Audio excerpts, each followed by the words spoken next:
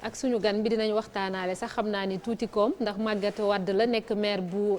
Mékhé nekkoon itam doon liggéey ca Banque africaine de développement c'est ça ñu ngi lay nuyu di la ziar monsieur le maire di la dalal jàmm. ñoo ngi lay fay soxna si di nuyu waa TFM di leen nuyu yéen ñëpp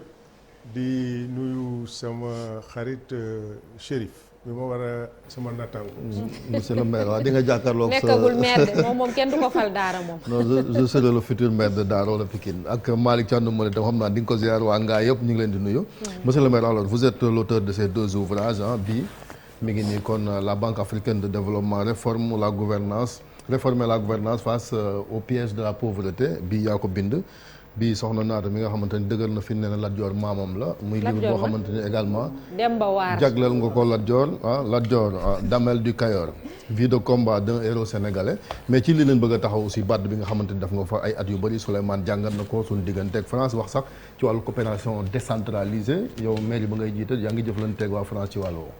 waaw jërëjëf bala ma door mu nuyu waa Ngaay ak waa Kajoor delloo njukkal Maodo Malick Thiandoum sama rak fekk ko fii kon fokk ma defal ko nuyoo bu spécial. di nuyu aussi borom kër gi Youssou Ndour sama xarit di ko ndokkeel. di wax ni waxtaan bi ma fekk léegi ngeen tëj ko day waxtaan bu am maanaa ci coopération France ak Sénégal. bi féliciter monsieur Niang parce que joxe na fi ay informations yu am maanaa nga xam ni documenté na ko tëral na ko teg na ko ci yoon aussi. di wax ni kon coopération boobu mooy ci koom rek parce que réew yi bu ñuy dox. am na nu daan doxe mais dafay ànd ak jamono. Banque africaine de développement nekk première banque de développement du continent mais bokk ci 5 banques yi nga xam ne ñooy banque multilatérale yi gën a mag ci àddina. ñu am fa jaar-jaar. yor fa lépp loo xam ne kuréel la jóge moon ci communication ak relation extérieure. kon suñuy wax tey financement du développement di wax coopération. fii ni moo ko tënkee mooy réformer la gouvernance face au piège de la pauvreté li ñu fi wax lépp. pour xeex ndóol la pour am développement durable. et pour am développement durable il faut ñu am ay chartes yoo xam ne ci la ñu ko tëral am ay leviers yoo xam ne ci la ñuy appuyer am politique yoo xam ne moom la ñuy doxal mais am xaalis yi nga xam ne moom moo koy gunge. kon loolu mën naa la ko jox te Banque africaine de développement wax nañ fi léegi ak France bëgguma ñu dugg ci sujet bi mu nekk Banque africaine. mais appui budgétaire gis ngeen ko. au même moment où signé ngeen 100 milliards yooyu en France. Banque africaine bërki démb rek moom itam joxe na 50 milliards pratiquement comme appui budgétaire donc li muy defal gis ngeen terre yi gis ngeen autoroutes yi et banque li muy def ci Afrique parce que mënuñu koo yemale rek ci Sénégal day loo xam ne liggéey la boo xam dañ naan cëy bu Banque africaine de développement amul woon lan la Afrique doon waaye nag li nga xam ne moo ko yitteloon ba nu créé ko en 1964 muy xeex ndóol est-ce que banque bi arrivé na éradiquer ndóol loolu mooy question problématique bi muy posé. malgré jëf-jëf yi réforme yi. est-ce que loolu am ajustement yi on vous pose la question. ndóol bi jeexul ci des na ndóol bi jeexul ndóol bi mënuñu ko rey donc mooy piège bi donc il faut ñu xool léegi ci réew yi nan lañu mën a def ba gën a yokk koom. gën a permettre nit ñi seen i nekkuwaay ak seen i dëkkanwaay ak seen i dund gën a amélioré wu mais aussi état yi gën a am. mais li ci paradoxal nag Banque africaine de développement lañ wax mais bu demee ci conseil d'administration bi du ay africain kese ci nekk loolu aussi. justement ça c'est loolu ko mën a comprendre. non c'est-à-dire Banque africaine de développement africain ñoo créé woon mu avancé ñu dem ba soxlawaat booster waat ressources yi ñu tijji capital bi et loolu indi woon na coow lu bari boo liiree sama téere bi di nga ko gis ñu booster waat capital bi c'est-à-dire ñu yokk ko mais booba. pour que banque bi mi ngi commencé dugg ci marché financier yi les marchés financiers il fallait que mu am benn signature bu méngoo ak marché ak xaalis yi mu bëgg a lever ñu tijji capital bi am na réew yu bañoon comme Nigéria am réew yu nangu et c'était sous le président sénégalais Babacar Ndiaye et ñu mujj tijji ko et aujourd'hui presque tous les pays du G20 sont membres de la Banque africaine de développement kon mais ay investissement ci Afrique dong la koy def donc capital bi ñëpp a ngi ci ñooñu amuñu ay dividendes la France y compris mais investissement yi c'est seulement dans les pays africains. mais ci question bi noonu la jëkkoon posé jëflante ki comme ni ko Souleymane waxee y a des critiques quand même ci France ci wàllu koom bi coopération bi mais yenn saa yi aussi ci wàllu décentralisation est-ce que am ngeen ci ay jëflante yéen. oui ñun li ñuy wax mooy ñun déjà avec l'AFD le gouvernement français et le gouvernement sénégalais nous avons sur 3 ans que nous venons de recevoir d'ailleurs 740 millions au niveau de la coopération décentralisée pour gérer les déchets au niveau de la commune de Ngaye Mékhé. Donc au niveau de l'aide publique au développement et le financement direct à travers leur outil de financement bi nekk AFD ñun am nañ ci et yeneen commune am nañ ci comme ni ko Souleymane waxee léegi et loolu day loo xam ni dina dolli doole collectivités territoriales yi pour ñu mën a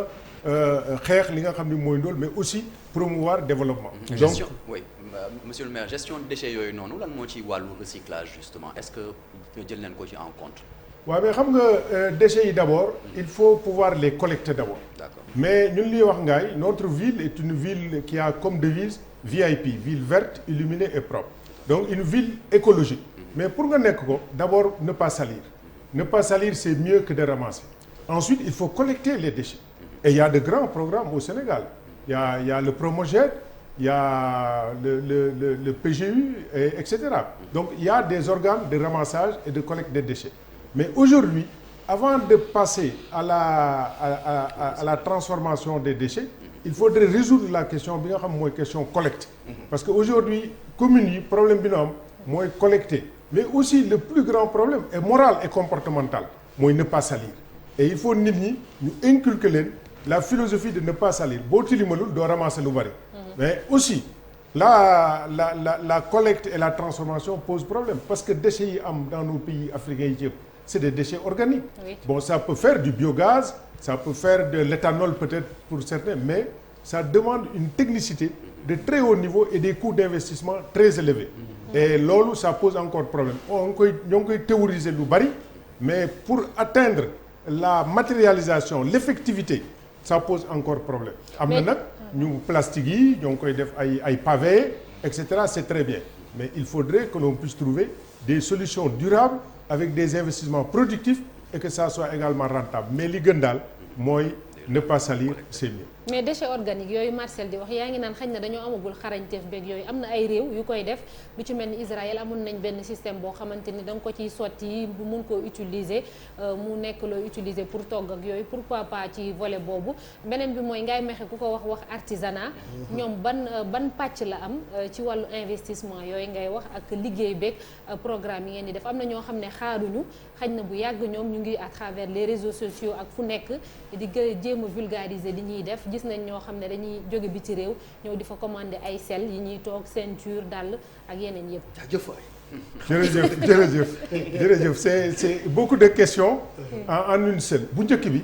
mooy d'abord il faut ñu promouvoir Sénégal l'écologie l'agriculture écologique mais aussi des comportements ñu am ko agroécologique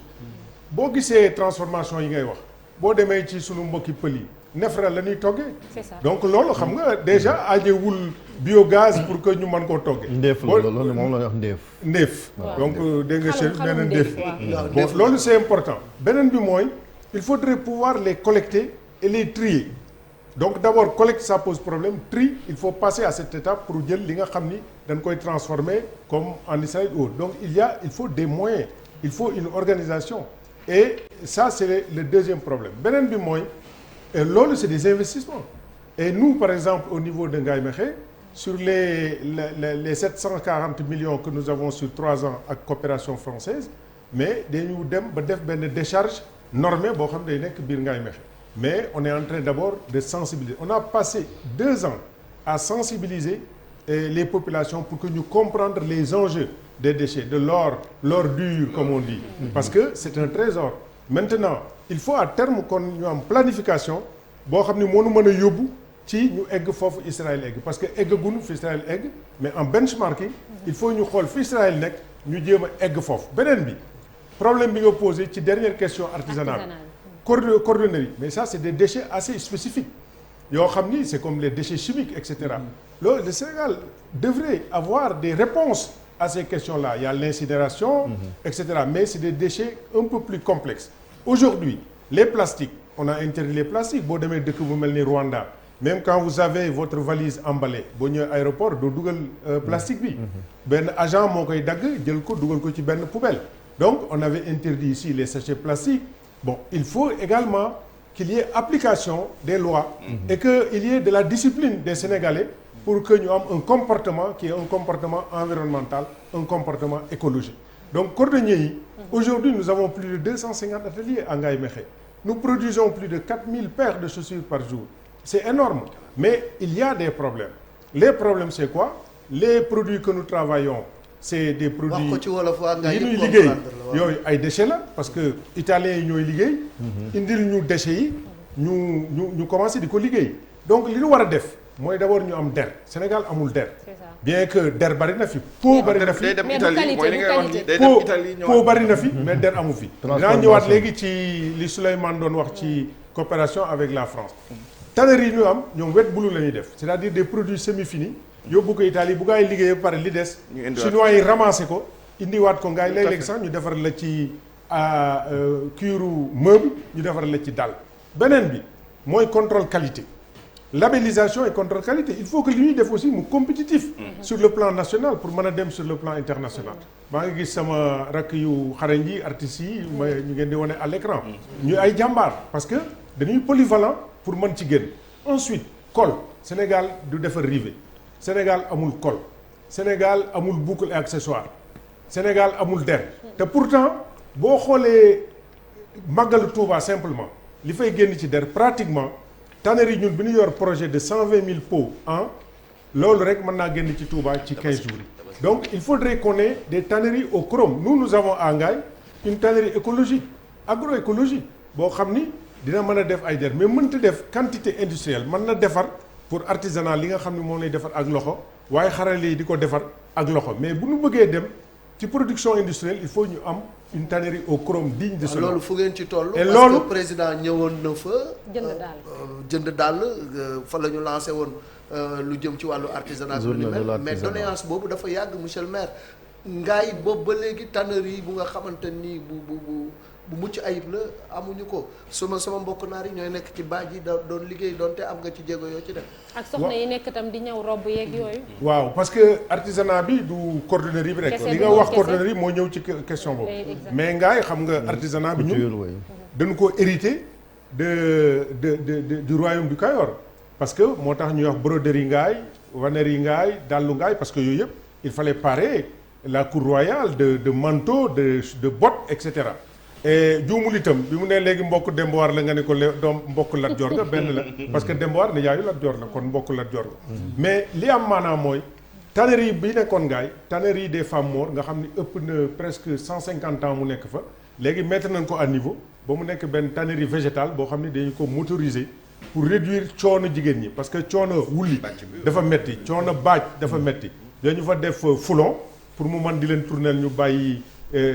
jàmb bi et dañu leen jox ay éplucheuse pour mu dindi kawar yi loolu dina wàññi seen liggéey mais taxul ñu am der yi ñu war a am pour liggéey maintenant tannerie au chrome ñoo ngi ci liggéey ak gouvernement bi ak ministère de l'industrie pour que ñu am Sénégal am une tannerie et que ñu bàyyi vet bleu en fait le gros problème pour ñëwaat ci li Souleymane waxoon pour le Sénégal c'est que nous exportons vous voyez les niveaux exportation avec France à peu près l'Afrique d'abord a un gros problème le commerce intra-africain ne dépasse pas 30% des échanges. Ça, c'est un gros problème. Bon, au moins, nos échanges très faibles, peut-être autour d'une dizaine de %. Et maintenant, nous avons France et Sénégal, qui est notre premier partenaire. Après, je crois, il y a la Chine et le Nigeria. Alors, ça pose un problème. Nous, entre 800 milliards contre 50 milliards, nous exportons quoi? De l'arachide, du poisson, etc. Et nous importons tout. D'abord, un pays ne peut se développer que par l'industrialisation. Il faudrait que nous industrialisions. Mais pour industrialiser, il faut nous avoir un secteur privé dynamique. Et je ne suis pas toujours d'avis avec les opposants qui disent un secteur privé, national. Le marché, il est ouvert. Nous sommes au XXIe siècle, il faut la compétition globale. Parce que soit un secteur privé, il faut maintenant renforcer les privés locaux en leur permettant, comme l'avait fait Obasanjo au Nigeria, comme a voulu le faire Abdoulaye Wade, en leur permettant d'avoir accès aux ressources bancaires et en les soutenant dans la politique en ayant des réformes hardies. En ce moment, on va avoir des industries qui vont faire des produits semi-finis, qui vont faire des produits finis, et que les Français également puissent avoir de la délocalisation et avoir de la sous-traitance industrielle également. En ce moment, le Sénégal créera de l'emploi et créera de la richesse. waaw léegi bu boobaa li ñuy wax ci France li Souleymane wax dafa am maanaam mais fi ñu toll ci waxtaan tam def nañu séminaire intergouvernemental ñaari gouvernement yi. muy séminaire bilatéral. suñu premier ministre dem gis premier ministre France ànd ak lu mat fukki ministre ñu xool secteur yëpp épluché ko pour dëgëraatal suñu coopération entre France parce que loolu. coopération bu historique la coopération bu yàgg la coopération la boo xam ne itam kenn mënta xëy rek daal di koy wekki daal di sànni amal nañu njariñ amal na leen njariñ mais nañu fexe ba ñun njariñ li ëpp ci suñu côté fi ñu toll ñun ci développement mooy ci li ñuy war a wax mooy. jàppale nañu ci appui budgétaire parce que budget xayma la léeg-léeg nga am benn bën-bën nga am appui mu jàppale la pour que nga mën a mu fàttali tur yi waaw léegi li ñu war a def mooy Sénégal fii mu toll dafa am ay xale yu baree yu amul liggéey mais di génn ci école yi il faut ñu utal leen ay liggéey il faut que mu am richesse il faut que croissance bi ñu bokk ko une croissance très bien partagée pour loolu y a que l'industrialisation qui est la voie industrie artisanat première voie qui existe pour le moment mooy bi am il faut artisanat moo mën a créer ay emploi et là il faut que artisanat bi aussi ñu dem vers l'industrialisation beneen bi il faut des industries léegi France ñoom liy exporter mooy des produits finis des produits industriels des produits technologiques mais léegi nañu sous-traité bu ñu nee par exemple train bi pneu yi mais ñuy defar jantes yi fii ça va créer de l'emploi donc il faut que ñu négocions pour avoir un tissu industriel assez consolidé pour que ñu créer de l'emploi et de la richesse. léegi bu ñu ñëwee nag ci collectivités territoriales yi ah ma ne moytul dugg ci sapin bi pour cadrage waaw collectivités territoriales bu ñu taxawee tuuti parce que association des maires bu Sénégal on me signale que yow candidat nga ci ñi koy xëccoo parce que Alioune Sall moo ko nekkoon il n'a pas été réélu à la ville de Guédiawaye boobu léegi déjà léthargie bi nu ngeen koy dundee au sein de l'AMS. bon léthargie xam nga maire yi itam seen mandat jeexoon na fi ñu bàyyi leen fi pratiquement donc loolu ça peut mën na arriver ci ay institutions mais li am maanaam mooy période bi jot na dimanche incha allah le président woote pour que ñu wax def la journée de la décentralisation et que ñu réélire le bureau de l'AMS et des conseils départementaux également. Ce qui va se passer man candidat la candidat mooy koo xam ni am na programme parce que candidat pour nekk candidat rek. bëgg a jël dara pour am ndombo baa nga am mbaxana loolu taxul nit ñi di jóg suñu réew dafa toll foo xam ni dafa laaj ñu liggéey. mais ñeneen ñëw si dañoo am programme comme yow ah. ma ne ñeneen ñi dañoo am programme comme yow. mais loolu laa wax nanu ñëw mais am na ñoo xam ne aussi am nañu programme mais am na ñoo xam ne itam peut-être am nañu liggéey bu leen doy boo xam ne war nañ koo mën a liggéey. bàyyi koo bëgg a waxal noonu. non man du ma waxuma kenn mais les cumuls de postes pour mën a nekk fii ñetti postes nooy liggéey bu am efficacité. loolu c'est logique il faut que ñu on parle parce que gis naa ñu ne directeur général bu AGETIP moom it candidat la moom ngay joxoñ ba non joxoñ moom xam na ni man amul ku ma gën ci poste boobu parce que sama xarit la donc ñun ñëpp xamante ne. mais AGETIP kooku tamit du adversaire bu ndaw de parce que daanaka maire yi ak liggéey ba est-ce que amul avantage déjà avance ci yow. waaw mais xam nga foofu déjà sax day am conflit parce que wax naa ko bërki dem xam nga boo yoree AGETIP waa nekk maire bi war a ñëw ci yow pour lijjanti liy jëm ci maire bi xam nga kooku day poser problème mais. kooku président nag mooy décider parce que ñun ñëpp ñoo bokk kër gu nu bokk moom mooy décider mais cumul poste yi il faut que nit ñi am efficacité ci liggéey bi ñu. lan mooy sa programme pour AMS ban joyanti nga xalaat ni boo ko ci defee dina amal njëriñ askan bi parce que dafa mel ni rek AMS benn kuréel la bu nga xam ni plus politique lay def que développement territoire yi exactement. waaw xam nga woote bi président woote dimanche mooy les collectivités territoriales face au développement durable. xam nga kon technicité ak développement dafa ci am priorité développement durable pour nga wax ko foog nga am ay leviers il faut nga def loo xam ni day indi développement il faut nga ay projet boo amee ay projets yoo xam du ay projets yu productifs mënoo def développement. lan mooy sa projet. sama projet mooy d'abord ñu am un outil de financement des collectivités territoriales il faut que ñoom ñu am fu nu mën a jëlee lu financer seen i projets productifs. mais PACASEN mu ngi fii. waaw ba PACASEN yi c'est des ay outils la de financement. mais bokkul loolu c'est pas toutes les collectivités mais aussi appui de la Banque mondiale boo xam ni daf koy jox avec le gouvernement du Sénégal moi je suis bénéficiaire du PACASEN. Aujourd'hui le PACASEN c'est un programme mais il y a une compétition interne ak des critères de sélection pour am ko mais bokkut ak un outil de financement boo xam ni d'ailleurs l'instruction de sa création avait été diffusée par le président de la République il avait rédigé une instruction pour dire ne collectivités territoriales yi am outil de financement. Donc il nous faut un fonds d'investissement une banque boo xam ni aujourd'hui en dehors des fonds de dotation et des fonds d'investissement donc le FECAL qu'on puisse avoir un projet et dire je vais aller à une banque qui comprend les enjeux des collectivités territoriales et que je peux faire aussi au niveau de l'intercommunal. Il faut promouvoir donc deuxième volet l'intercommunalité, mais aussi ñu def ay zones économiques industrielles spéciales au niveau des territoires et au niveau des terroirs. zone yooyu nan lay demee parce que Kajoor amoon ngeen benn zone bu ngeen doon wax ne zone voilà économique bu Kajoor bu nga xam ne am na lu ngeen ko tëggee woon loolu lan ngeen ci xalaat yéen. voilà zone yooyu xam nga en général zone industrielle ou économique yi am day nekk ay zone agrégée yoo xam dañuy ñëw dajale yépp ci benn place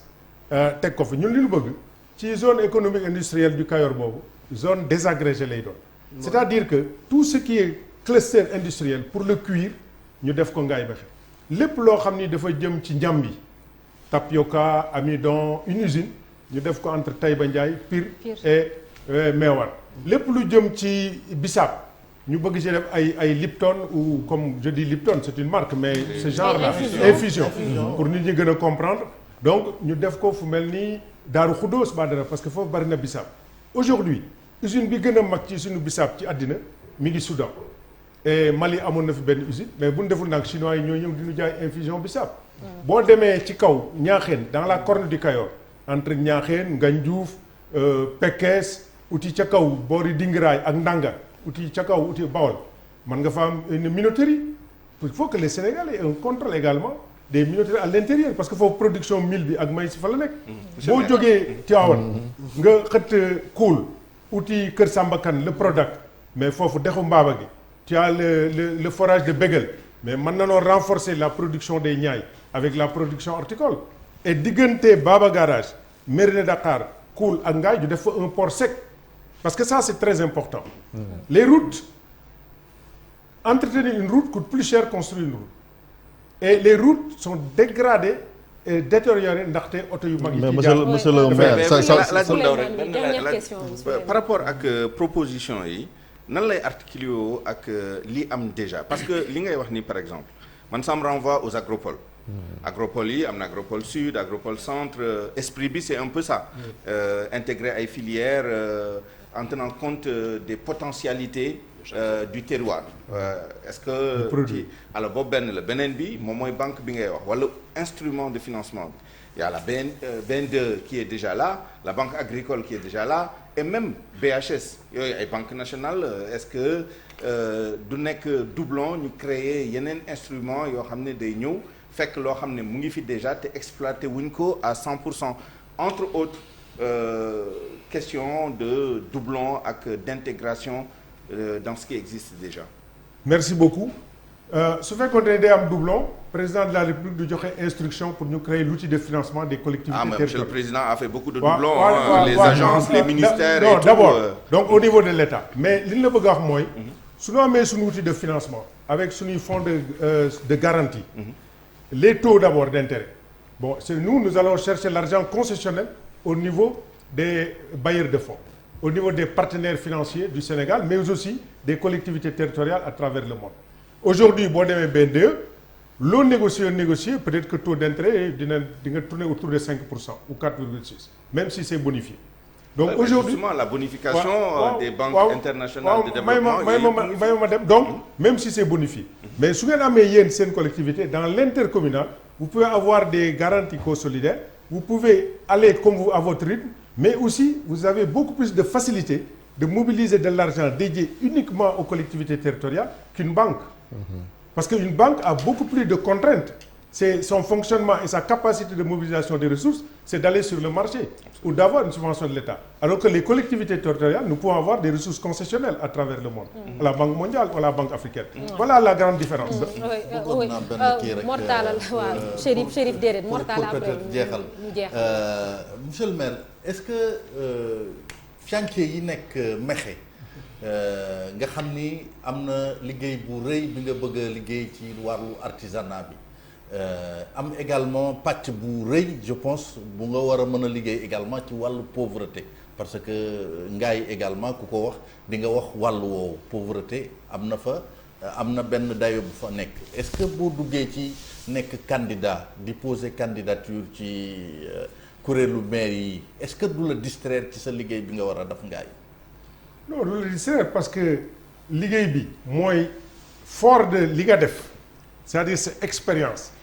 et man maay membre fondateur je vous ai dit du réseau des villes écologiques du Sénégal maay secrétaire général donc yàqul dara li nga mën a def mooy gën a mën a saytu projet yooyu nga yor il faudrait nga mën koo jaay yeneen collectivités et que ñu def de la formation parce que il faut nit ñi li manqué dëgg collectivités yi beaucoup plus de formation et de renforcement de capacité beaucoup plus de compréhension des enjeux de mener un projet à terme parce que projet c'est pas une idée c'est pas de la bonne volonté seulement mais aussi de la capacité de mobiliser des ressources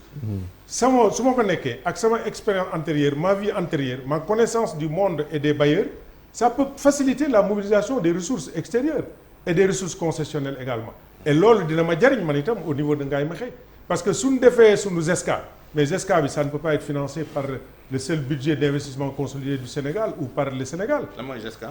C'est la zone économique industrielle spéciale du Cayor. Un projet que nous sommes en train de lancer. mais donc loolu moo tax ma ni la loolu tax ma bëgg a nekk. président mais sa programme li fi dégg na sa programme génnoo région de Thiès ba nga nekk xam na wax tam bu dee AMS la c'est tout le Sénégal mais AMS gi tamit dafa décapité wu parce que gis nañ ni les en tout cas les maires de l'opposition surtout réel gis nga ñoom génn nañ ci parce que doona nemmeeku ne gisuñ seen bopp ci li nga xamante ni moom la AMS doxee est-ce que kon xëccoo bi dina yomb ci fànn boobu. waaw mais xam nga wax naa fii ZESCA il faut créer des zones économiques industrielles désagrégées à l'intérieur du pays. Que ça soit à Podor, à Goudiri, en Casamance, non, c'est que bii moom la maîtriser parce qu'il faut partir d'un projet pilote. Le projet pilote, c'est la ZESCA. Et il faudrait dupliquer le modèle de ZESCA à l'intérieur du pays. Donc, foofu laa koy quand je crée le réseau des maires des villes écologiques, c'est tous les maires, il y a versant lu mat téeméeri maire ak ñaar. pour réel nag. léegi nag AMS ñaari kuréelu maire. non loolu amul problème parce que ñee réseau la ñu yor ñun dem ak la wax amoon nañ réseau kon. li ñu mën a def mooy ñu booloo ñun ñëpp. nekk parce que mais bëggoon ñoom ñëwoon AMS. waaw mais may ma wax la aussi parce que AMS c'est association républicaine la c'est une institution républicaine kooku amul fii laa bëgg a far baa faruma politique du ma ci bokk koo xam ne da ngay politique sax nekk un républicain da ngaa war a bokk ci institution républicaine. donc ñun suñu intérêt mooy man de bu ma nekkee AMS mooy waxaat ak ñoom pour ñu ñëw bokk ci li nga xam mooy développement Sénégal bu fekkee nag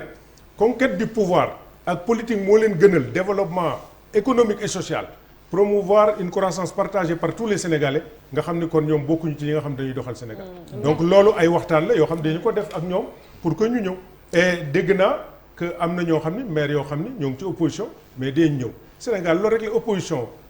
c'est un temps de s'opposer tout un temps de conquérir le pouvoir. mais nag on conquiert le pouvoir pour kan pour population. L'AMS ne doit pas être un outil politique. Merci beaucoup non l'AMS ne doit pas être un outil politique. merci beaucoup Magatte Wade di nekk maire bu Mékhé di la sant di la gërëm bu baax. jërëjëf ñoo ngi lay sant bu baax. jërëjëf dañuy jàll léegi ci l'Observateur ak Record li ñu xëyee tey.